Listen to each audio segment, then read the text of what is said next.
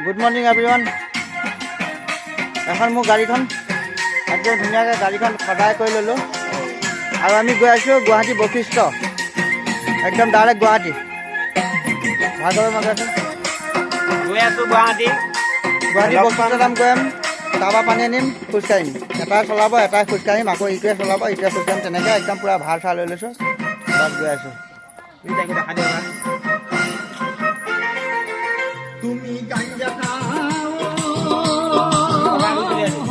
আৰু মোবাইলত charger pin লগাই লৈছোঁ।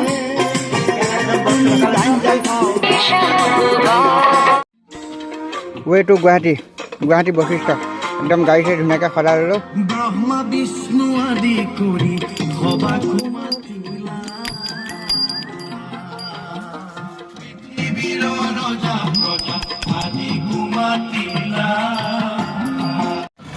গাইজ পূৰা ৰেডি, একদম ফ্লেগ তিনিখন বান্ধি দিলোঁ, আগফালে দুখন পিছফালে দুখন, একদম পূৰা গান লগাই লৈছোঁ আৰু বছ।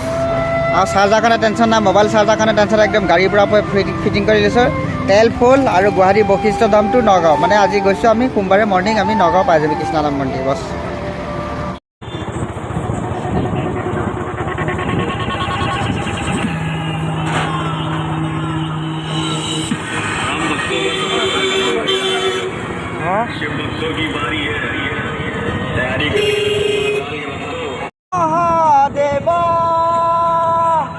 গাইজ আমি ৰহা টোল গেট অলৰেডি পাৰ হৈছোঁ, ইয়াত দেখিবলৈ পাইছে।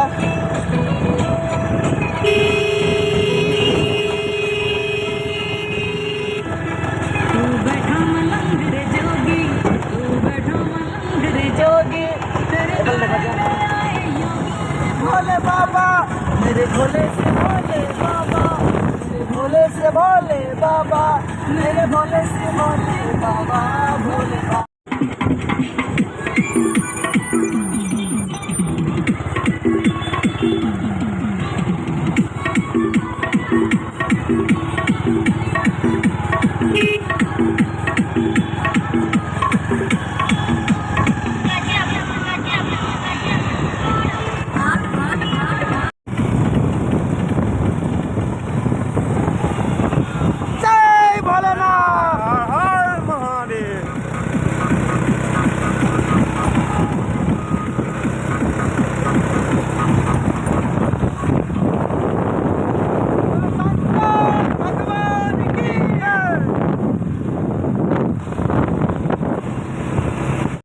শিৱাই।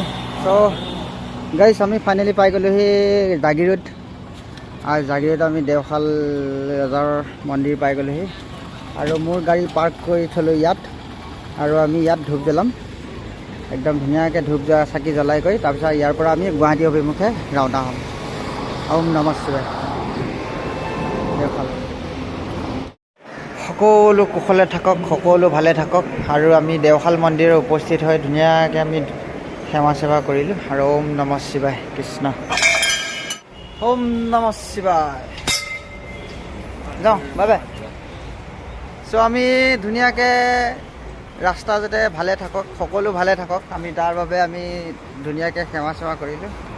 আৰু এতিয়া আমি দেওশাল জাগিৰোড দেওশাল মন্দিৰত আমি ধুনীয়াকৈ সেৱা কৰি পেলাই এতিয়া আমি যাম গুৱাহাটী।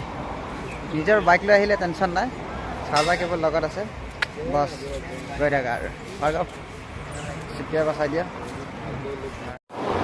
বাই বাই দেওশাল মন্দিৰ। আৰু ঘূৰি আহোঁতে চাকি বা ধূপ চুপ জ্বলাম। আৰু এতিয়া আমি এইখন আমাৰ গাড়ী পাৰ্ক কৰি থৈ দিছোঁ আৰু গুৱাহাটী চলো। আমি এটা বস্তু লগোৱা নাছিলোঁ, সেই বস্তুটো হৈছে ভাৰত স্বাধীনতা আৰু মানে এইটো জাতীয় পতাকা। চ' ৰিচেণ্টলি আমি জাতীয় পতাকা গোটেই মানে বাটে বাটে বিচাৰি নাপালোঁ। শেষত ইয়াৰ মানে দেওশাল মন্দিৰৰ সমীপত দোকানত মানে এই জাতীয় পতাকাখন পাই গ'লোঁ। আৰু ধুনীয়াকৈ আমি গাড়ীখন আটোম টোকাৰিকৈ ধুনীয়াকৈ সজাই লৈছোঁ। বছ পিছত ফ্লেগ দুখন আৰু আগত ফ্লেগ দুখন, বছ আল্টিমেট গৈ থকা এতিয়া বঢ়িয়া সুন্দৰ।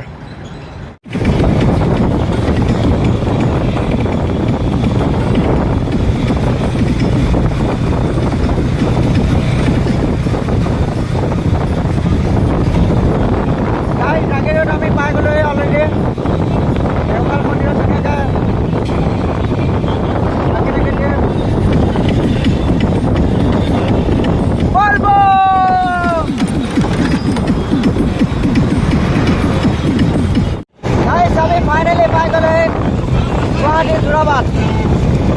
আমি পুৰা 80+ আহি আছো বম বম বলে হৰ হৰ মহাদেৱ বলে শংকৰ ভগৱান কি জয়।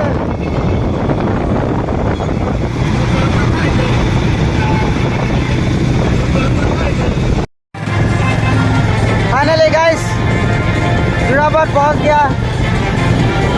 জীৱনত ভাবা নাছিলে যে আমি গুৱাহাটীত মই গাড়ী চলাম। নগাঁৱৰ পৰা ফাইনেলি আহি আমি একদম গুৱাহাটী পাই গৈছোঁহি আৰু এইফালে একদম পূৰা বাবাৰ চং লাগি আছে আৰু বাবাৰ এনাৰ্জি দি আছে আৰু ৰাইজৰ আশীৰ্বাদ। এয়া একদম যোৰাবাট টাৰ্ণিং মাৰি আছোঁ 40+ত। হৰ হৰ মহাদেৱ একদম পূৰা যোৰাবাটত একদম পূৰা 60+ত আমি গাড়ী চলাই আছোঁ।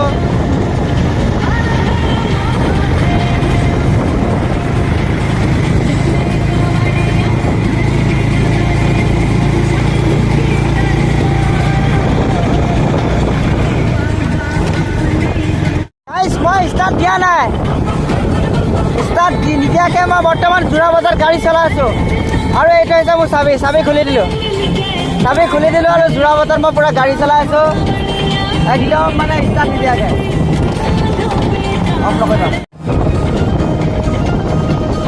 বম বলে মই ষ্টাৰ্ট নিদিয়াকৈ গাড়ী চলাই আছোঁ একদম ধুনীয়াকৈ ৰাস্তাত দেখুৱাই দিয়া আকৌ একদম ধুনীয়াকৈ। আৰু এইটো এক্সপিৰিয়েঞ্চ কোনে লৈছে মোক কমেণ্ট কৰিবলৈ নাপাহৰিব। কোনো ধৰণৰ মই গাড়ী চলোৱা নাই, জাষ্ট মই গাড়ী নিউট্ৰেল কৰি দিছোঁ আৰু চাবি বৰ্তমান মোৰ পকেটত। ইয়াত দেখিছেনে একদম পূৰা চাবি অফ কৰি দিছোঁ। কোনোবা যদি আহে যোৰাবাটত মই সকলোকে শিকাই দিছোঁ গাড়ী ওপৰতে ষ্টাৰ্ট বন্ধ কৰি দিবা। তেলটো বহুত ভাল পাব, মাইলেজটো মানে তেলটো নোপোৱে আৰু। কিবা যদি অসুবিধা হয় বলেন চিট নাট বুলি কৈ দিলে হ'ল। বছ একদম তীব্ৰ প্ৰতিদ্বন্দ্বিতা চলি থাকক। হৰ হৰ মহাদেৱ।